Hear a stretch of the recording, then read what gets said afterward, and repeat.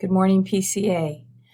So here we are, another week closer to summer and a few more weeks before we get back to another epic game day.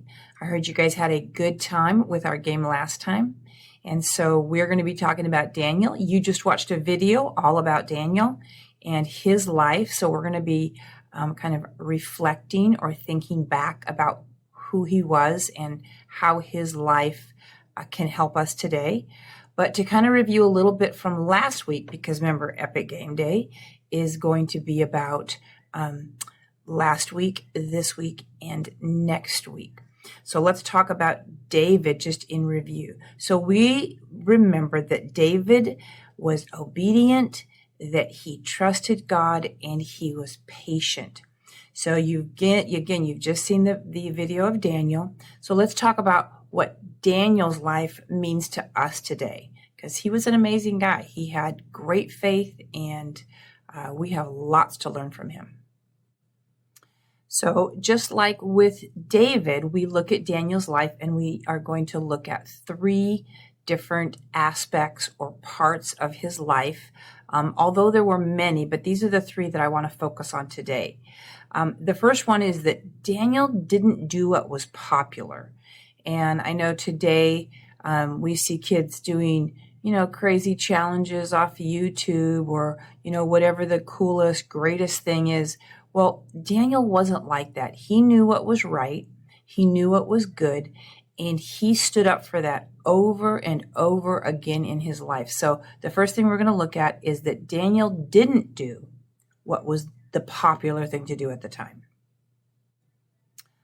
The second thing we're going to look at is that Daniel used the abilities or the gifts that God gave him, and because he used them, he was blessed so many times in his life, got out of trouble so many times in his life, but that was because he really was able to use what God gave him, and he wasn't afraid to use the gifts God gave him. So we'll be talking about what those gifts were, how he used them, and how he would have had to overcome fear so many times and step out in faith and use those gifts. So we'll be looking at that. And then lastly, we're going to look at how Daniel trusted God even in the face of death. And, we know the famous story of Daniel in the lion's den, but honestly, there were many times in Daniel's life that he had to trust God in the face of death.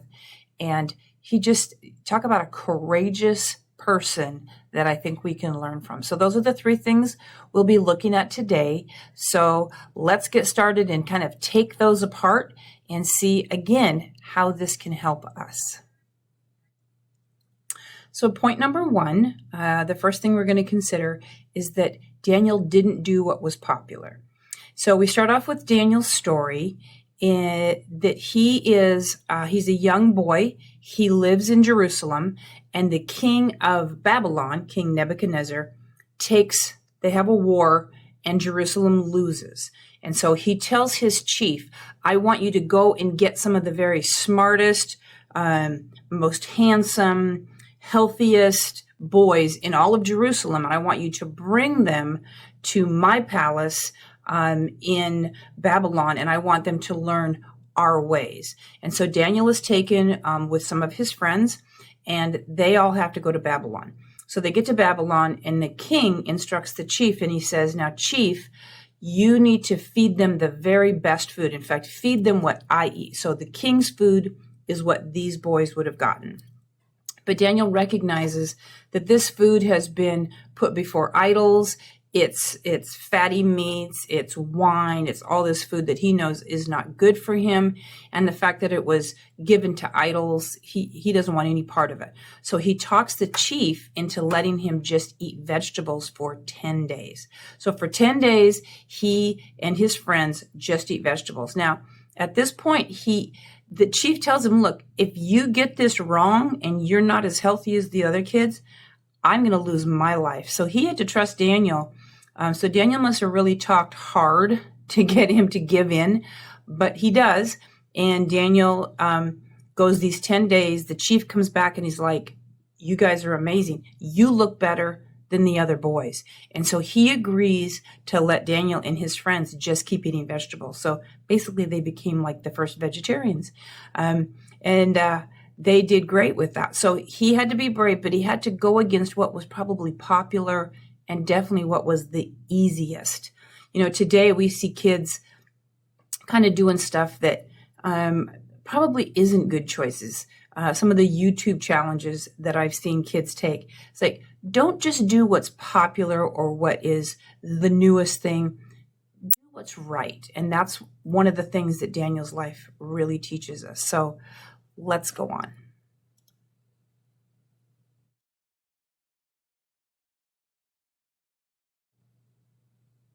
So the second thing we're going to consider is that Daniel, he used the gifts that God gave him.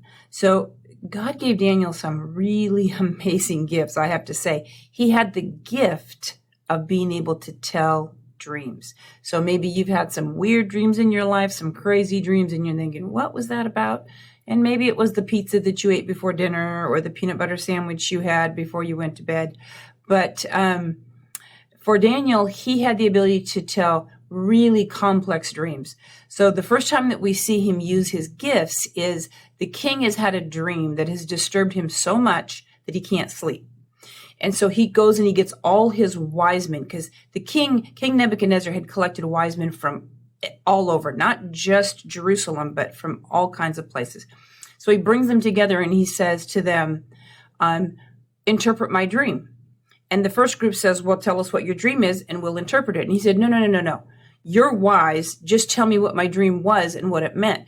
And they're like, that's not possible. Nobody could do that. You have to tell us the dream first and then we will tell you. And of course, the king says, no, because you're just going to lie to me and tell me whatever you want. So the king is furious. And he tells his chief, go and kill all the wise men of Babylon. I don't trust any of them. They're all fakes. They're all liars. They're going to tell me what I want to hear. So they're going on and they're killing the wise men of Babylon. And word gets to Daniel that this is happening. And Daniel goes to the chief and he says, no, stop. I can do this. So he goes and he tells the king, he meets with the king and he says, King, I will interpret your dream. Give me a little bit of time. I need to go and spend some time with my God. And then I will come back and I will tell you. So the king lets him go. He goes and he counsels with his three friends. So that's Shadrach and Meshach and Abednego. And so you might know their story from the fiery furnace. So this is the same three guys that are going to encounter a fiery furnace later on down the line.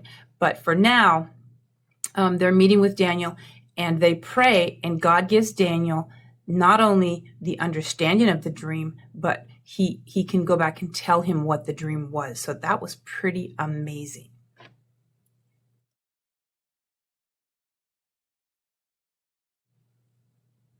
So how brave would you have to be to go to the king who you know has already decreed or commanded that all the wise men of Babylon are killed? So not only is it your life at stake, it's a lot of people's lives are at stake. So he goes back to the king and he says, I've prayed and I have asked my God, and he has given me the interpretation. And this is where you see Daniel's life. He had so much faith and so much courage. So he goes before the king, and God had given him the dream and the interpretation. So he runs it all down for the king. This is what it means, and this is what you need to do, and the whole thing. And the king is amazed. He is so impressed with Daniel. In fact, he says, we need to really acknowledge this God. This happens over and over in Daniel's life. These kings who are worldly and they worship idols and they're evil and they do evil things. But Daniel has encounters with these guys that change their lives. And over again, Daniel actually serves under 4 different kings. And every time he comes back with these amazing experiences, mostly over the dreams that they have, and he convinces them that his God is the God. He's not little g God, he's the big G God.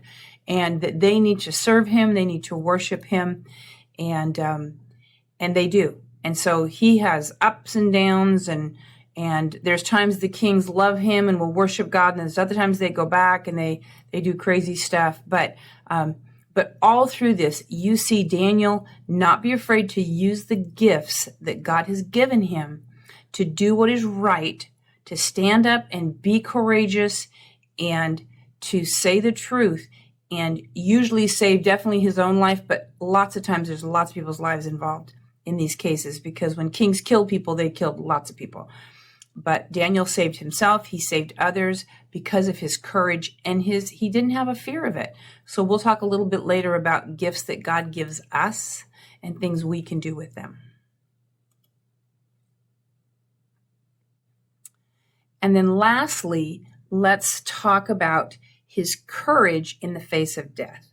Now, we already kind of talked about that we mentioned the lion's den, but let's talk a little bit more about that. So Daniel being put in the lion's den happened with the fourth king. So he's already served under three kings. The fourth king, who was King Darius, who actually really liked Daniel. Now, Daniel, he was a good man, and he kept moving up the chain, meaning he kept giving him more and more responsibility. Well, when he was like a governor, so he was in charge of already a lot of people, but then King Darius wants to put him above the other governors because there were many governors. Babylon was a very big place. And so he says, I want to move you up even above these guys. Well, these guys didn't like that. And so they were like, we're going to get Daniel. So they kind of tricked the king into making a new law that says if you pray to anybody except King Darius, you go to the lion's den. Now, Darius wasn't very smart because he fell for that trick, and he signed into law, you have to only worship me or you're going to the lion's den, not thinking, oh, my buddy Daniel, he prays to his God every day. So Daniel, again, the courage of this man. So he had spent his whole life praying 3 times a day. Like we eat 3 meals a day, Daniel prayed 3 times a day to God. And so he hears the decree, he reads the law, and he says, I'm not changing anything. So he goes back to his house, and he opens the windows, and he prays. And of course, these guys who were trying to trap him, they're like, aha, we got you. So they take him to the king, and he says, we have found Daniel praying to somebody other than you, King Darius. And King Darius was devastated, because then I think at that point, he realizes, oh, this was terrible. So that night, Daniel goes into the lion's den. And of course, we know the story is God closes the mouths of the lions. The Bible says he shut the lion's mouth, and Daniel makes it through the night, and the lions don't touch him. So the Bible says the next morning, King Darius wakes up. In fact, it says he didn't even sleep. It said he was without sleep that night. So he was probably lying awake all night, wondering, is my friend alive? Is my friend alive? So the next morning, it says early in the morning, so probably as soon as the sun was up, he ran to where the den was at, and he calls in and he says, Daniel, has your God saved you? And you know the answer to that. Yes, God had saved him and has shut the mouths of the lion. And so King Darius gets him out of there. And of course, the bad guys who had tricked the king and had tricked Daniel, they get put in the lion's den. It doesn't end well for them. But even in the face of death, Daniel, because he could have just said, I'll wait a couple days. We'll let this blow over. Maybe I'll shut the window so they can't see me pray. He would not change who he was for anybody, even if it meant dying. And I love in the video how it talks about that God didn't stop Shadrach, Meshach, and Abednego from being punished, but he was with them through it. So they still went into the fiery furnace, and they were probably still really scared when that happened, but he was with them through it. So sometimes we don't get out of trouble, but God is with us through the trouble. And I think that's an important thing to remember.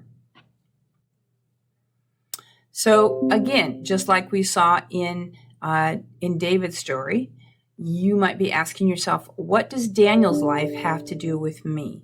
What does this guy who lived a long time ago have to do with me, a young person who lives in Washington in the year 2020? And I think what we can see is that we see both David and Daniel start as young people, and then as they grow up, the things that stand out to us is that they weren't afraid to do what was right.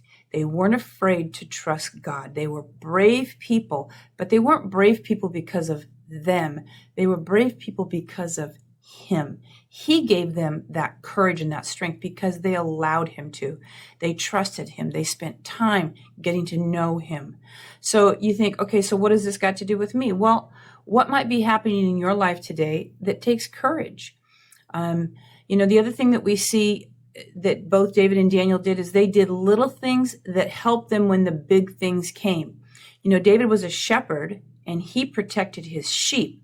But by protecting his sheep, he learned how to use a sling. The Bible talks about that he had killed a lion and a bear that had tried to come and get his sheep. God was preparing him for Goliath, and that was through smaller challenges. So what challenge has God given you? Maybe it's obedience to your mom and dad right now, but then that leads to obedience later in something else that's more important. It means you're a good listener. Being a good listener today, listening to mom and dad today will help you later be able to listen to your Heavenly Father better. So sometimes the little things we're doing every day help us to get ready for the bigger things we're going to do later on. So that's one thing we can think about. The next thing to consider is that, again, both David and Daniel had gifts that God had given them, and they weren't afraid to use them. So David had the gift of leadership. From a very young age, he was told, you're going to be the king. And he kind of knew how to handle that. With Daniel, he had the gift of being able to interpret dreams, and he wasn't afraid to use that gift. Again, even knowing he could have died. So both of these men had gifts that God gave them, and they weren't afraid to use them. So what gifts has God given you to use? There are things as a child you already can do that other people find difficult. So you have to think about what those gifts are and how you could benefit from using those gifts. So maybe you're very athletic, or maybe you're very musical, or maybe you're really good at math or science, or maybe you're really good with people. That's my skill. Good with people. That's a gift. I'm not a great speller. In fact, the truth is I'm a horrible speller, but I have spell check. But I'm really good with people. And so I've been able to use that gift to help me and to help you. I'm really good with kids because I love them. I love you guys. I miss you so much. I'm getting sidetracked, but that's the truth. And so find what it is you're good at and then do that thing and let God bless you. So we see that in both Daniel and David's life. They were really good at stuff. God gifted them and they weren't afraid to use it. So you got to step out and you got to use your gift. There's an old saying that goes, no guts, no glory. And what that means is if you don't have the guts, if you don't have the courage to do what is right, to stand up for what is right, then you don't get the glory. You don't get the reward of that. So being brave and doing what is right, even if it means something as small as obeying your parents, because in obedience, there is reward. There is that feeling of, I've done the right thing, and that blesses my spirit. And so when you've done that right thing, and when your parents are so proud of you and are like, wow, you went and you did that, and I didn't even have to ask you to do it. That's an amazing thing that you can do even today. Go do something for your mom she didn't ask you to do. Go clean something, go straighten something up, go put something away, go weed the garden out go out in your yard and weed and do something that is helpful and useful that would bless your mom or bless your dad. And then watch what the reward is of that, because you know what? It's an amazing truth that if you'll use what you have, if you'll do what you have to bless others, that your blessing is for you, but then also God's blessing is on you.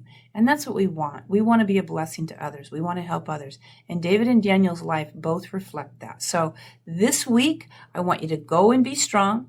I I want you to have courage. I want you to remember these amazing men's lives and get ready for next week. We have one more heroic Bible person we're going to learn about, and then the following week is Epic Game Day. So if you've been paying attention to David and Daniel and our third mystery guest, then in a couple of weeks when we have Epic Game Day, you're going to have a great chance of winning. So have a blessed day. Bye.